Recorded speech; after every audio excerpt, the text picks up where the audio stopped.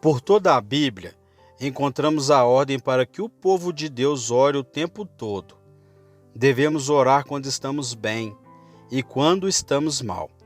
E devemos orar em todas as ocasiões, em períodos de alegria e saúde, bem como de doença e depressão, épocas de descanso e prosperidade, bem como de tristeza e pesar. Não interessa qual a nossa situação, devemos orar sem cessar. Eu acredito que todo cristão sincero deseja orar, mas claro, nem todos agimos de acordo com este desejo. Mesmo crentes maduros relaxam na oração. Quando chegam a investir tempo em oração, acham difícil e cansativo e rapidamente perdem o interesse. Quando pergunto a meus amigos por que acham tão difícil orar, a maioria encolhe os ombros. Seu amor por Jesus é genuíno e eles têm muita vontade de orar, mas ficam frustrados por não serem mais persistentes na oração. Após muita oração e estudo da Palavra de Deus, acredito que o Senhor me lançou alguma luz sobre este assunto. Aqui estão 5 empecilhos usuais para a oração eficaz. Primeiro, alguns têm dificuldade em acreditar que suas orações são aceitas. Mesmo tendo ouvido a pregação do Evangelho da Graça por muitos anos, alguns cristãos ainda não confiam que são aceitos diante do Senhor. Nada tira a vontade de orar mais do que isso. Simplesmente não dá para acreditar que suas preces são aceitas, a menos que acredite que você é aceito. E enquanto não definir isso, enquanto você não se convencer de que pode se chegar ao trono de Deus sem condenação, você nunca experimentará a oração eficaz. Paulo nos diz que Deus nos adotou simplesmente porque nos amou, segundo o beneplácito de sua vontade, para louvor da glória da sua graça, a qual nos deu gratuitamente no amado. Efésios capítulo 1, versículos 5 e 6. O Senhor lhe adotou por nenhuma outra razão, senão por seu grande amor por você. Você pode dizer: sei que a palavra de Deus diz que sou aceito, e sei que Jesus me deu acesso direto ao trono da graça, mas estou muito envergonhado para me aproximar. Ainda luto contra a forte tentação e ainda peco ocasionalmente. Não consegui vitória total. Por isso, a única oração que consigo expressar é: Deus, me ajude. Deixe-me fazer-lhe uma outra pergunta simples. Você ama Jesus? Você é seu filho e ele é seu sumo sacerdote que intercede por você? Então, conforme as Escrituras, não importa o que você fez, você tem o direito de chegar à sua presença para achar toda a misericórdia e graça de que necessita. Na verdade, é justamente numa hora destas que ele atua como seu sumo sacerdote, pois não temos um sumo sacerdote que não possa compadecer-se das nossas fraquezas, porém um que, como nós, em tudo foi tentado, mas sem pecado. Cheguemo-nos, pois, com confiança ao trono da graça, para que recebemos misericórdia e achemos graça, a fim de sermos socorridos no momento oportuno. Hebreus capítulo 4, versículo 15 e 16. Cristo está nos dizendo: sim, posso discernir cada pensamento seu, bom ou mau. Eu enxergo todo o seu desejo secreto, todos os seus atos e lascívias secretos. Mesmo assim, ainda lhe convido a se achegar ousadamente ao meu trono. Desejo lhe dar toda a graça e misericórdia que você necessita tão desesperadamente. Todavia, muitas vezes, os cristãos não agem de acordo com a oferta do Senhor. Ao contrário, toda vez que cedem a uma tentação e pecam, eles tendem a fugir de Deus. Eles pensam: como o Senhor pode me receber se o desapontei tantas vezes na mesma área? Eu não posso me achegar a Ele em relação a isso. Ele foi misericordioso comigo muitas vezes anteriormente, não penso que vai me apoiar desta vez. Não muito tempo atrás, um marido desesperado me escreveu: tornei-me viciado em pornografia. Não sei como aconteceu. Fiquei profundamente preso a isso. Estou sofrendo tanto com este pecado que desprezo a mim mesmo.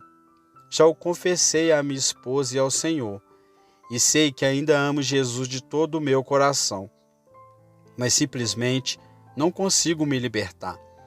Eu hesito em me achegar a Ele com este pecado, pois Ele deve estar irado comigo. Diga-me, irmão David, Deus pode me perdoar? Este homem ama sinceramente o Senhor, mas ele também está doente, precisando muito de um médico. Sim, ele pecou contra a luz que lhe foi dada, mas a realidade continua. Jesus veio para ser o médico para os doentes, os aflitos, os endemoniados e para os que estão em prisões, inclusive na prisão da pornografia. Cristo ainda é o sumo sacerdote deste homem. Mesmo assim, este crente preso está dizendo, com todas as letras: o convencimento do meu pecado me deixa fora da sala do trono. Eu digo a ele: corra ao seu lugar secreto de oração e derrame o coração diante do trono da graça. Obtenha toda a misericórdia que Jesus tem para você. Então, após ter recebido seu amor, mortifique seu pecado através do poder dado pelo Espírito Santo. Alguns cristãos pensam que suas orações não serão aceitas por terem deixado de orar por muito tempo, durante meses ou mesmo anos. O Espírito de Deus os tem encorajado a irem ao lugar secreto.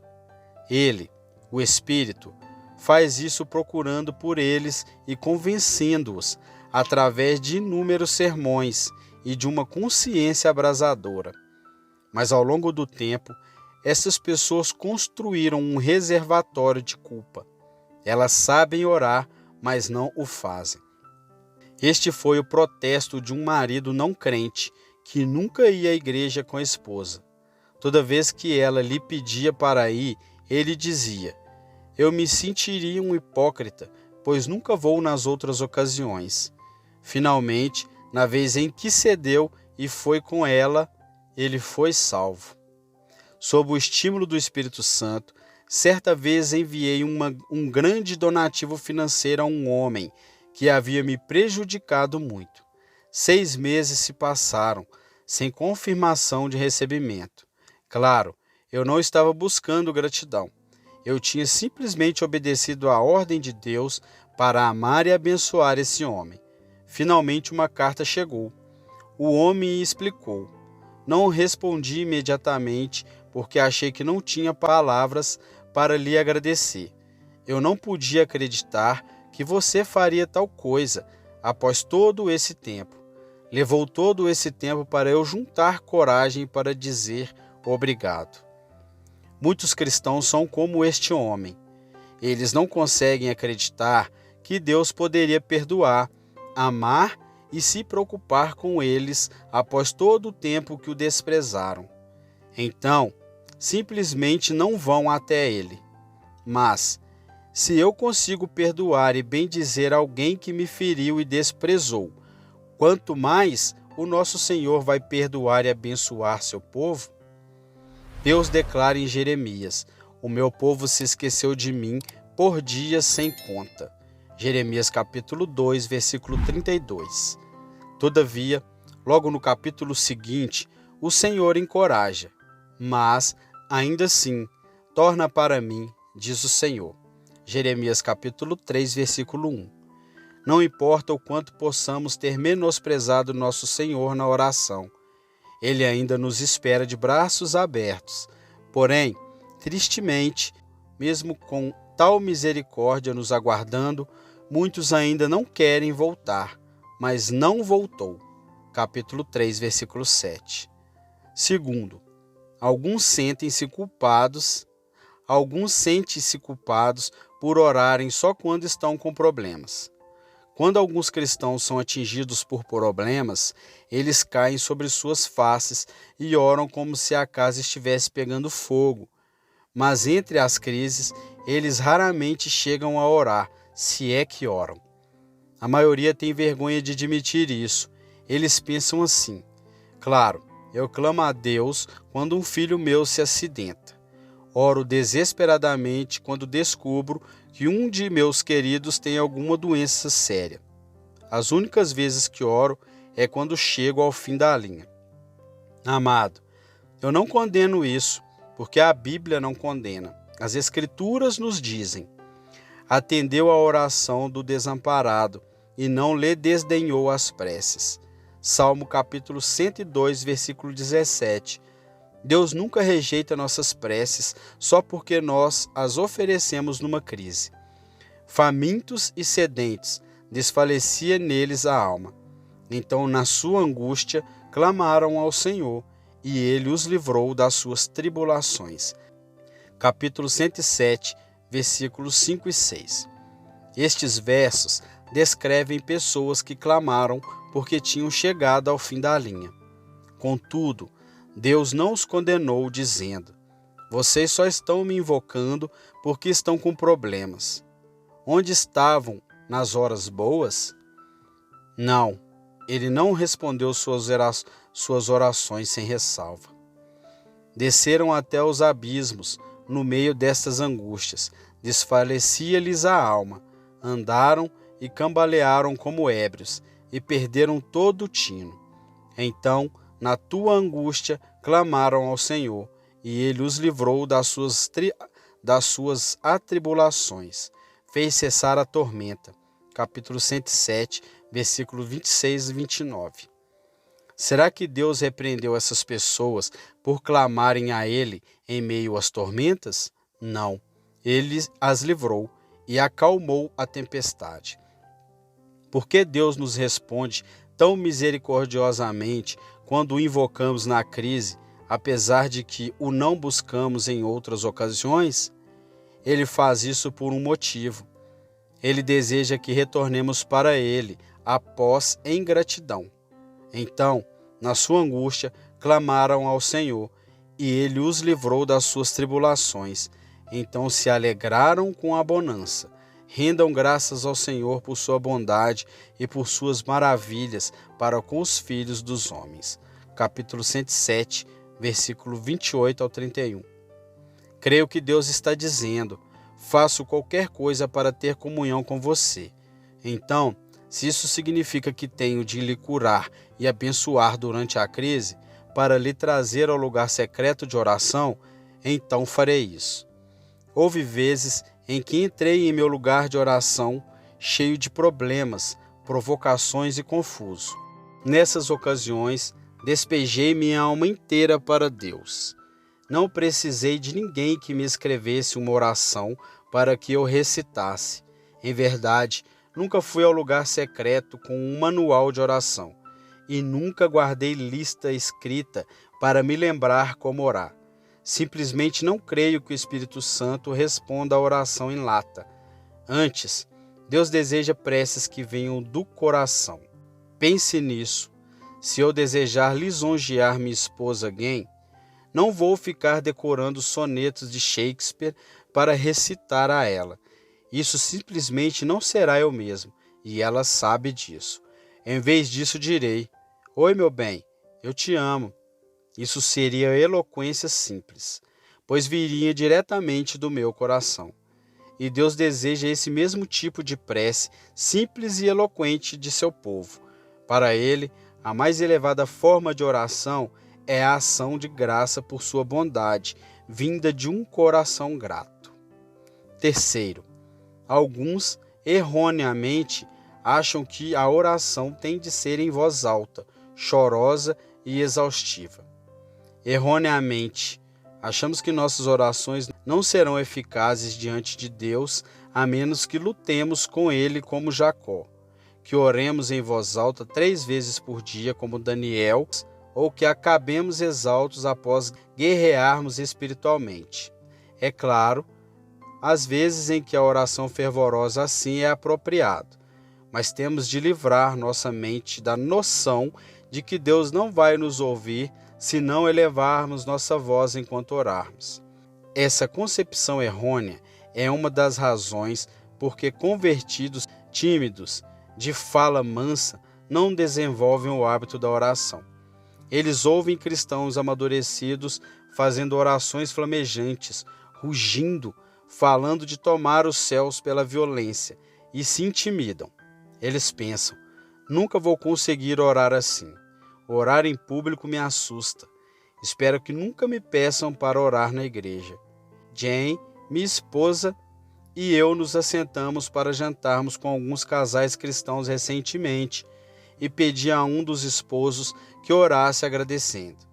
Ele rapidamente sussurrou para mim: pastor, por favor, peça para outra pessoa. Sei que esse querido irmão ora com frequência quando está só. Contudo, ficou envergonhado em fazer uma oração antes da refeição. Eu creio que Deus entende isso. É claro que há uma hora para orar alto, para prantear e angustiar, chorar intensamente, elevar nossa voz e não dar descanso a Deus até que responda. Afinal de contas, o próprio Jesus orou em voz alta quando estava no jardim. No entanto, podemos ter todo esse fervor sem emitir um som. Nossas preces podem ser tão fervorosas, poderosas e eficazes sem elevar a voz. Esse foi o caso de Ana, que orava diligentemente para ter um filho. Com amargura de alma, orou ao Senhor e chorou abundantemente. 1 Samuel capítulo 1, versículo 10. Demorando-se ela no orar perante o Senhor, passou Eli a observar-lhe o movimento dos lábios, porquanto Ana só no coração falava. Seus lábios se moviam, porém não se lhe ouvia voz nenhuma. Por isso, Eli a teve por embriagada. Capítulo 1, versículo 13.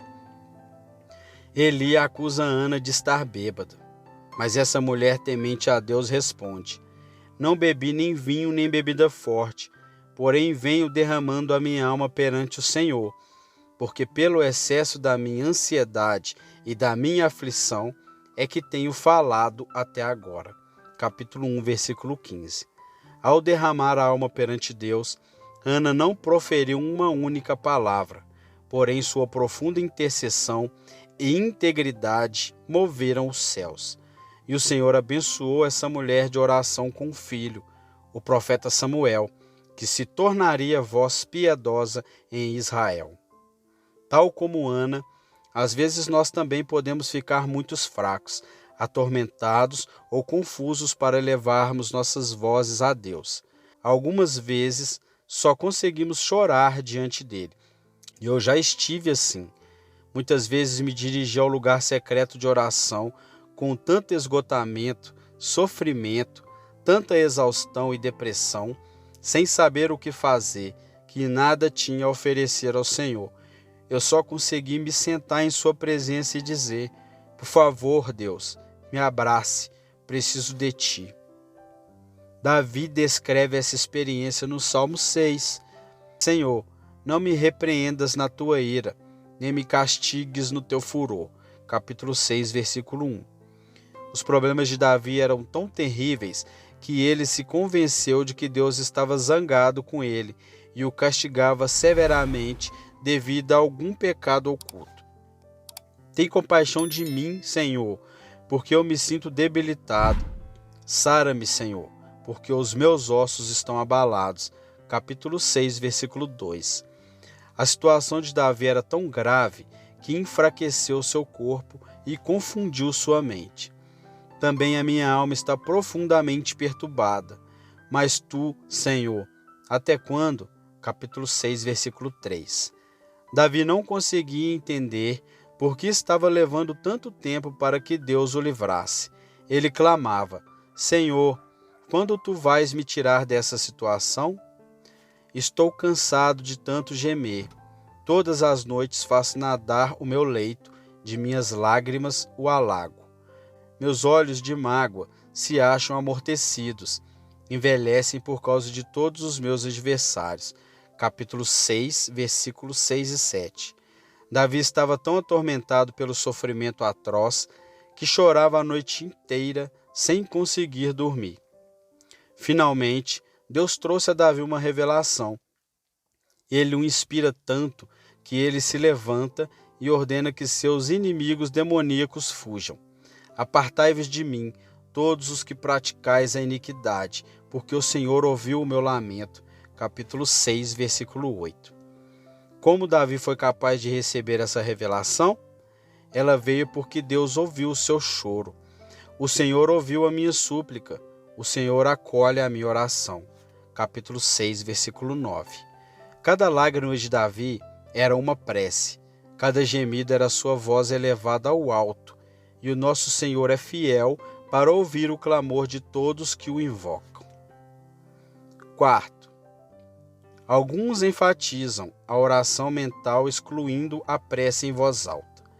Já vimos a eficácia da oração silenciosa, tranquila. Em verdade, quando Paulo fala de orar sem cessar, creio que esteja se referindo à oração mental, o tipo de oração que você pode oferecer enquanto está no carro, no ônibus, limpando a casa, cuidando do jardim, durante uma reunião de negócios. Tive de interceder continuamente durante muitas das reuniões de negócios de nossa igreja, junto às empreiteiras e advogados em Nova York. Porém, é raro só a oração mental ser suficiente em nossas vidas. Se a oração mental é o único tipo de oração que oferecemos ao Senhor, nunca teremos poder eficaz sobre o pecado e não desfrutaremos das profundidades de intimidade que poderíamos ter com Jesus. Cristo nos instruiu. Tu, porém, quando orares, entra no teu quarto e orarás ao teu Pai que está em secreto. Mateus capítulo 6, versículo 6. Receba ajuda abençoada toda vez que brado em oração ao Senhor. Às vezes, chego a ir para o meio do mato, saio do carro e fico andando, levantando os braços aos céus, clamando a Deus. Desabafo a Ele e a minha dor e a minha frustração pelo clamor, até entender que prevaleci na minha provação. Creio que Davi também fez esse tipo de oração em voz alta. Ele registra no Salmo 3. Senhor, como tem crescido o número dos meus adversários. Salmo capítulo 3, versículo 1. Davi viu os inimigos aumentando por todos os lados. São muitos os que dizem de mim, não há em Deus salvação para ele. Capítulo 3, versículo 2. As pessoas tinham desistido de Davi e diziam que o caso não tinha mais jeito. Com a minha voz clamo ao Senhor, e ele do seu santo monte me responde. Finalmente, Davi clama ao Senhor em busca de socorro. Quando foi o resultado do seu clamor? Deito-me e pego no sono. Acordo, porque o Senhor me sustenta. Capítulo 3, versículo 5. Davi recebeu paz por ter pronunciado seus clamores em voz alta a Deus. Ele testifica: não tenho medo de milhares do povo que tomam posição contra mim de todos os lados. Capítulo 3, versículo 6. 5. A oração eficaz é impossível sem a ajuda do Espírito Santo.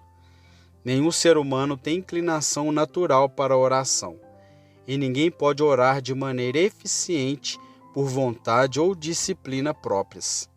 Oração consistente jamais pode ser obtida pelo estoicismo ou determinação humanos.